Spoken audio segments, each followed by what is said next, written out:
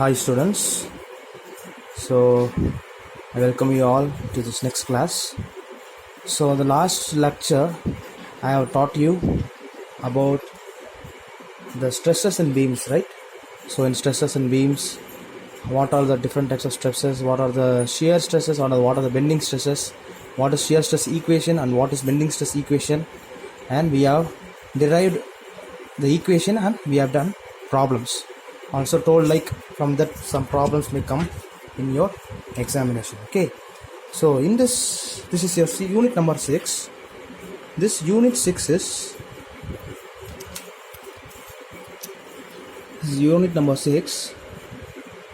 Your unit number 6 is about analysis of structure, analysis of trusses, analysis of trusses. Okay, so as usual I'll first explain the topic. First I will explain the topic.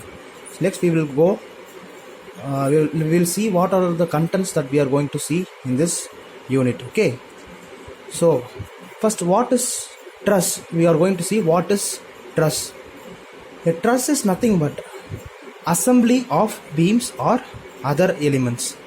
See, for example, we are going to take two beams. There are 4 number of beams. Okay, 4 number of beams. I have took 4 number of beams.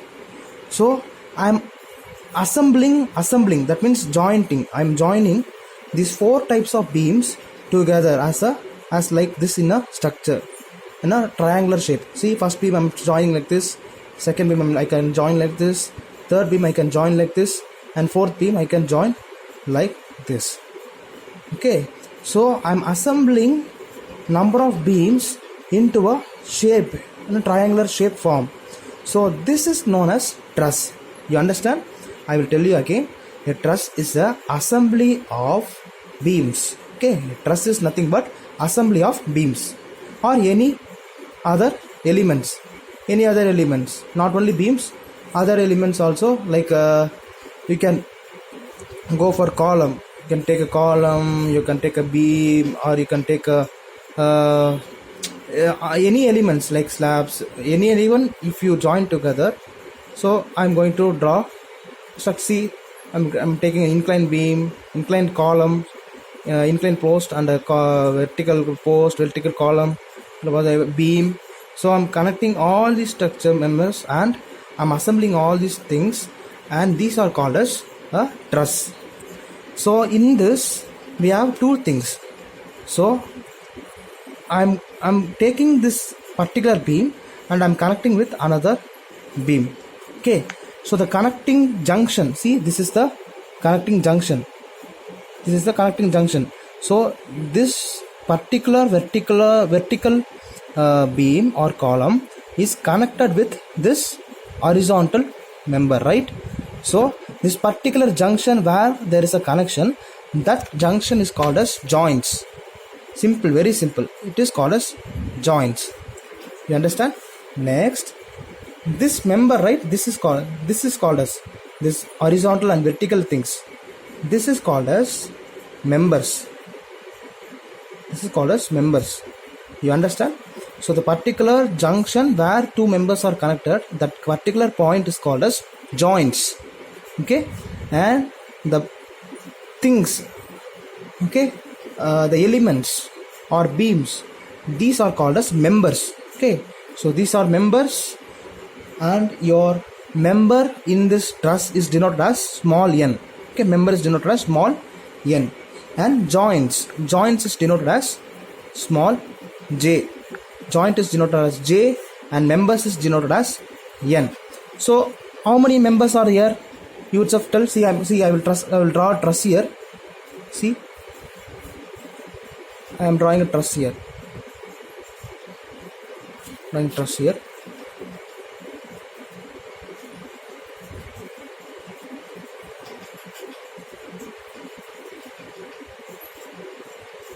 For example, this is a truss. Okay.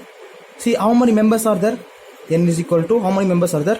1, 2, 3, 4, 5, 6, 7, 8, 9, 10, 11, 12, 13. So 13 members are there. 1, 2, 3, 4, 5, 6, 7, 8, 9, 10, 11, 12, 13. Yes. So 13 members are there. How many joints are there then? See, 1. What I told, what is joints? Two members which are connected at a point. That point, particular point is called member.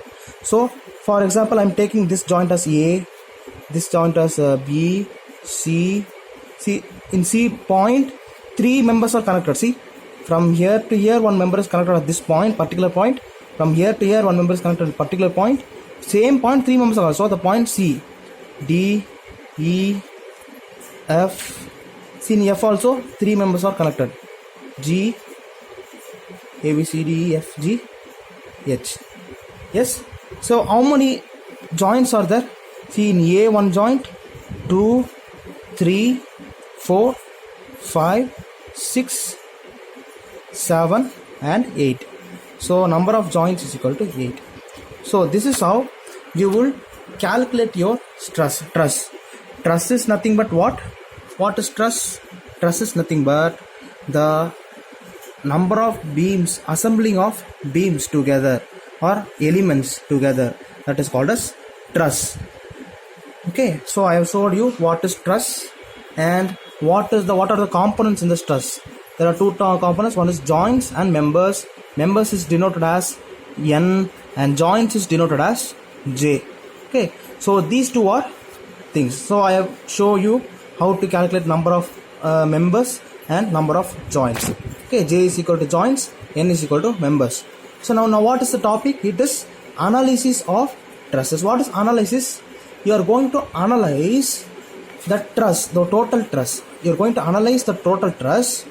See, have you seen some bridges? See, if this is a bridge, this is the bridge. Have you seen some truss bridges to be like this? Some railway bridges to be like this. So if this is a truss, when train is moving, when a load is moving, when there is a load, okay, moving from here to here, what will happen? Immediately this load will make this beam to this particular beam, where this beam carries the load, will may tend to bend, or the load will act in a downwards direction. So you mean what these members will do is, these members will take the movement upward sides. Okay, so thus this horizontal member will be in equilibrium. Equilibrium means it will have no any change, any bending or anything. Okay, so for this purpose only these members are used. So what is analysis of trusses? Analysis of trusses is nothing but when a load is applied on a particular truss, how much force is acting on a truss, on each members. Okay, so if a load is moving means force will act on every members, right? Each and every member's force will act. Yes, each and every member's force will act at every joints. So we are going to analyze how much force is acting, or how much load is acting on each member. This one member, this member, this member, this member. So in each member we are going to analyze the load. So that is your analyzing part. Okay, you understand? So that is your analysis part. So this is your unit introduction. Okay, analysis of trusses. So I have told you what is truss and what is analysis. Okay, so in this lecture I'm going to teach you some definitions. Okay, so I'm going to teach you the frame. So we are going to see some definitions. So first I'm going to teach you frames. What is frame? What is frames? Second one, I'm going to teach you types of frames. What is frames and types of frames. Okay, so these two things I'm going to teach you. So I will show you the definition so you can understand it very clearly. So framed structure definition. A frame may be defined as a structure made up of several bars riveted or welded together. These are made up of angle irons or channel sections and are called members of the framed or framed structure. The framed structure is nothing but several types of bars. See, it is given as a structure. So we can call it as also, this is also a frame. This is a frame. It's a frame, okay. So for several members or several structures made up of several bars. That bars is what? How they are joined? They are joined by riveting or welding together. So these are made up of angle iron. So this structure is made up of angle ions or channel sections and are called members of the frame or framed structure. So they may called as members of the, so we may ask like define members of the frames or define framed structures. So it is nothing but a frame may be defined as a structure. It is a structure made up of, frame is nothing but a structure which is made up of iron angles or channel sections which is welded or riveted together. Okay, so that is called as framed structure. So next we are going to see about types of frames. What are the types of frames? Okay, the frames may be classified into two types. One is perfect frame and another one is imperfect frame. Very, very simple. Okay, frames may be classified. What are the two types of frame? Is perfect frame and imperfect frame. So first we will see about what is perfect frame. Okay, perfect frame. A perfect frame is that which is made up of members just sufficient to keep it in equilibrium when loaded without any change in its shape. See, a frame which is called to be a perfect is nothing but all the members should sufficient to carry the load and it should be in equilibrium when loaded without any change in shape. I will explain you. See, perfect frame is nothing but, see, for example, I am going to take a frame. This is a triangular frame, which triangular frame is built by using three members connected together, joined together, and thus form a triangular frame. Okay, so when load is applied on a particular triangular frame, when load is applied, immediately what should not happen is every members, this is one member, number one, this is number two member, this is third member. So these three members should be in equilibrium. That means these three members should carry the equal loads. So what will happen if this second member carries more load, and if this first member carries less load, what will happen? So immediately it may tend to go down, it may tend to be in a particular stable position. So what will happen? There will be change in shape. So it will be like this, because in this particular side there is more load, so it will go down, it will go upside. So there will be change in shape, right? So if there is change in shape, means it is unequilibrium. But after application load also, there should not be have any change in shape. The load should be distributed equally. So that type of thing is called as equilibrium. So it is equally distributed, load is equally distributed. So because of that, there is no change in shape or dimension. Okay, so that type of frame is called as perfect frames. You understand it now? So I'll show you the definition. A perfect frame is that which is made up of members. Just see, perfect frame is also made up of members just sufficient to keep it in equilibrium. So it is in equilibrium when loaded. When loaded, it is in equilibrium without any change in the shape. Okay, that is called as perfect frame. So we will see some simplest frame is a triangle which contains three members and three joints.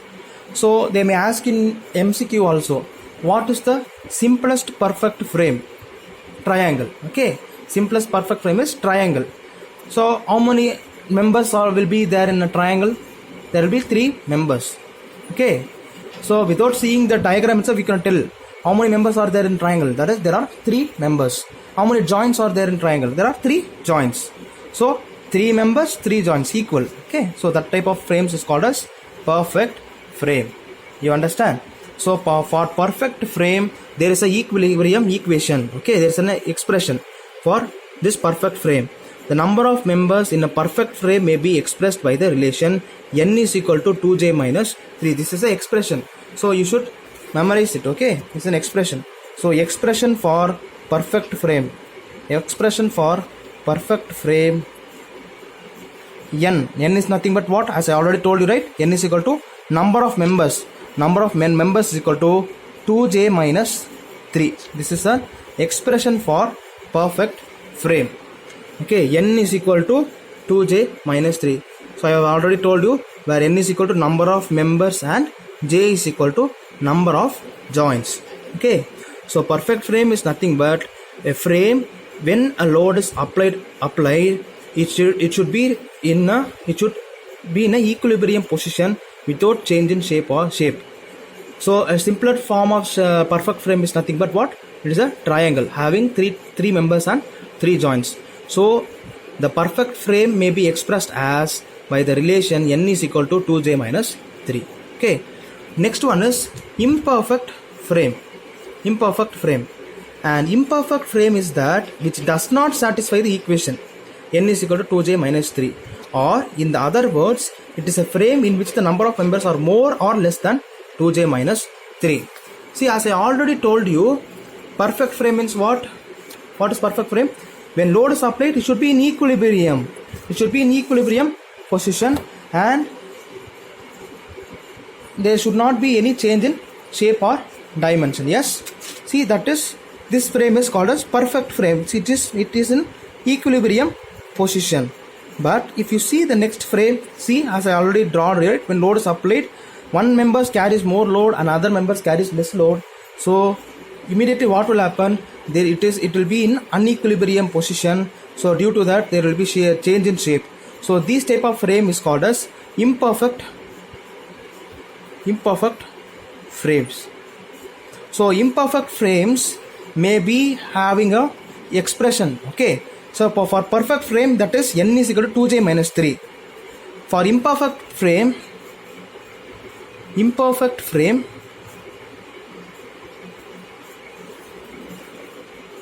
is n is greater than 2j minus 3 or n is less than 2j minus 3. That means what? Number of members will not be equal to number of joints. See, the simplest perfect frame is what? Triangle. As I already know, right? Simplest perfect frame is triangle. That means what? Number of members and number of joints is equal. N is equal to j. That is the expression. N is equal to 2j minus 3. But here in the expression of the imperfect frame, n will be greater than the joints or n will be lesser than the joints. So it may be expressed as n greater than 2j minus 3 or n less than 2j minus 3. So these are the two types of frames. One is perfect frame, another one is imperfect frame. So I will read it again. An imperfect frame is that which does not satisfy the equation n is equal to 2j minus 3. Or in other words, it is the frame which the members of number of members are more or less than 2j minus 3. Number of members are more than or less than of 2j minus 3. So these imperfect frames may be further classified into two types. So what is frame? I have explained you. Frame is nothing but a structure which is made up of several bars. Okay. So how they are making, that is, they are making it by welding or riveting it. So that is framed structure. There are two types of frames, that is perfect frame and imperfect frame. Perfect frame I have explained you. Imperfect frame also I have explained you using the expression and all these kinds of things, equilibrium and change in shape. Next, in imperfect frame there are classified into two types, that is deficient frame and redundant frame. So the imperfect frame may be classified into further it is classified into deficient frame and redundant frame. So deficient frame, you will see about deficient frame. A deficient frame is an imperfect frame in which the number of members are less than 2j minus 3. Very, very simple. Say, okay. See, n is less than 2j minus 3 means it is deficient frame. It's deficient frame. So already told you, right? This is deficient frame. But if n is greater than 2j minus 3 means it is redundant frame. There are two things, right? So imperfect frame is nothing but number of members is more than or less than 2j minus 3. If number of members is greater than 2j minus 3 means it is called as redundant frame. Redundant, R-E-D-U-N-D-A-N-T, redundant frame. Okay. If n is less than 2j minus 3 means it is deficient, D-E-F-I-C-I-E-N-T, deficient frame. So these are the two types of frames that we have seen. Okay, so first I have teach you what is analysis of trusses, what is all about trusses, and trusses what are the components, how to calculate the components, what is frames. I have explained you what is the frame structures and what are the types of frames, perfect frame, imperfect frame, what is the expression n is equal to 2j minus 3. If n is equal to 2j minus 3 means it is perfect frame. If n is less than or more than 2j minus 3 means it is imperfect frame. If in that also there are two types of imperfect frame, there are two types of frames, that is one is redundant frame and deficient frame. Redundant frame is nothing but if n is greater than 2j minus 3 means it is redundant frame, and if n is less than 2j minus 3 means it is deficient frame. Okay students, so next class we are going to see about method of joins, how to join, and method of sections, and we will solve some problems based on unit number 6. Very simple. I will finish it as soon as possible, very soon, clearly I will finish it. Okay, thank you students.